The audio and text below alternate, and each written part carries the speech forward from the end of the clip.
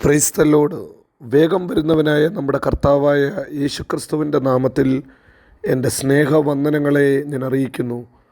എഫേസ്യ ലേഖനം 1-ാം അധ്യായം 3-ാം വാക്യം, സ്വർഗത്തിലെ സകല ആത്മീക അനുഗ്രഹത്താലും നമ്മെ ക്രിസ്തുവിൽ അനുഗ്രഹിച്ചിരിക്കുന്ന നമ്മുടെ കർത്താവായ യേശുക്രിസ്തുവിൻ്റെ ദൈവവും പിതാവുമായവൻ വാഴ്ത്തപ്പെട്ടവൻ. ഹല്ലേലൂയ. നമ്മുടെ കർത്താവ് വാഴ്ത്തപ്പെട്ടവൻ. ദൈവത്തെ സ്തുതിപ്പാൻ, ദൈവത്തെ ആരാധിപ്പാൻ അനേക കാരണങ്ങളുണ്ട്. ഇന്ന് രാവിലെ സമയത്ത് അപ്പോസ്തലനായ പൗലോസ് നമുക്ക് ഓർമ്മപ്പെടുത്തുന്നത് ഒന്നാമത്തെ കാരണം, സ്വർഗത്തിലെ സകല ആത്മീക അനുഗ്രഹത്താലും നമ്മെ അനുഗ്രഹിച്ചതുകൊണ്ട് നാം ദൈവത്തെ സ്തുതിക്കണം.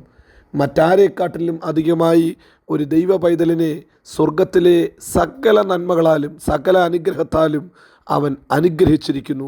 അവൻ അങ്ങനെ തിരഞ്ഞെടുത്ത് നമ്മെ മാനിച്ചിരിക്കുന്നു. അതുകൊണ്ടാണ് പിതാവായ ദൈവത്തെ നാം ആരാധിക്കുന്നത്.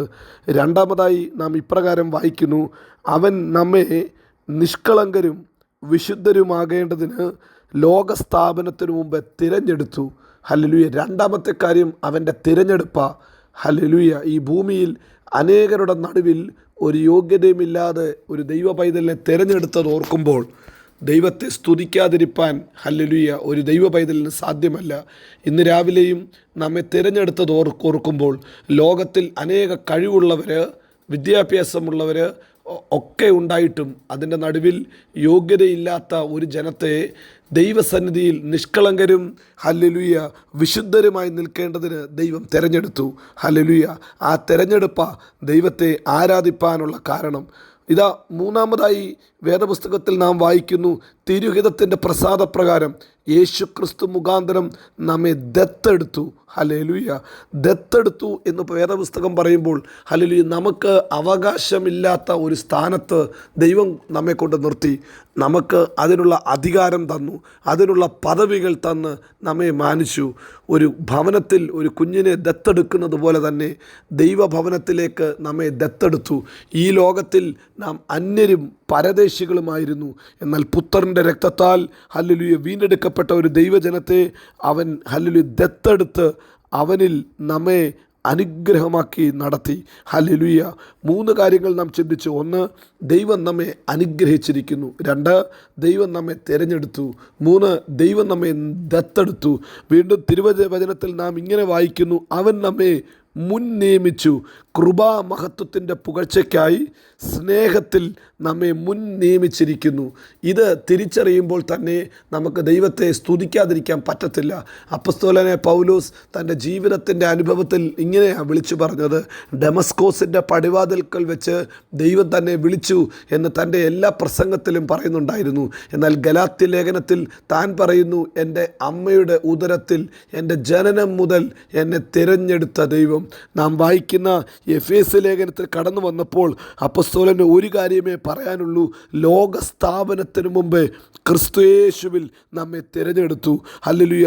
4-ാം വാക്യത്തിൽ നാം അതാ വായിക്കുന്നത്, അവൻ ലോകസ്ഥാപനത്തിന് മുമ്പേ നമ്മെ തിരഞ്ഞെടുത്തു. നോക്ക്, ദൈവത്തിൻ്റെ വിളി തുടങ്ങുന്നത് ഈ ഭൂമിയിൽ ഏതെങ്കിലും സമയത്തല്ല. ഈ ഭൂമിക്ക് അടിസ്ഥാനം ഇടുന്നതിന് മുമ്പ് തന്നെ ദൈവം നമ്മെ തിരഞ്ഞെടുത്തു. ദൈവം നമ്മെ ദൈവത്തിൻ്റെ വേലയ്ക്ക് വേണ്ടി ആക്കി വെച്ചു. അതോർക്കുമ്പോൾ സ്തുതിക്കാതിരിക്കാൻ പറ്റത്തില്ല. ഹല്ലേലൂയ. നമ്മുടെ കർത്താവായ യേശുക്രിസ്തുവിൻ്റെ ദൈവവും പിതാവുമായവൻ വാഴ്ത്തപ്പെട്ടവൻ. അവൻ തൻ്റെ കൃപാമഹത്വത്തിൻ്റെ പുകഴ്ചയ്ക്കായി നമ്മെ മുൻ നിയമിച്ചു. ഹല്ലേലൂയ. വീണ്ടും അപ്പോസ്തലൻ വിളിച്ചു പറയുന്നു, അവനിൽ നമുക്ക് വീണ്ടെടുപ്പുണ്ട്. അവൻ നമ്മെ വീണ്ടെടുത്തു. പാപങ്ങളാലും അതിക്രമങ്ങളാലും മരിച്ച നമ്മെ അവൻ്റെ പുത്രൻ്റെ രക്തത്താൽ വീണ്ടെടുത്തു. ഹല്ലേലൂയ. ഇന്ന് രാവിലെയും വീണ്ടെടുപ്പിൻ്റെ, ഹല്ലേലൂയ, ആ ഒരു വില ഓർക്കുമ്പോൾ ദൈവത്തെ സ്തുതിച്ച് ദൈവത്തിന് നന്ദി പറയണം. ഹല്ലേലൂയ. അവസാനം ഇതാ മറ്റൊരു കാര്യം കൂടെ വേദപുസ്തകം പറയുന്നു, സകല ജ്ഞാനവും വിവേകവും അവൻ നമുക്ക് നൽകിയിരിക്കുന്നു. ഹല്ലേലൂയ.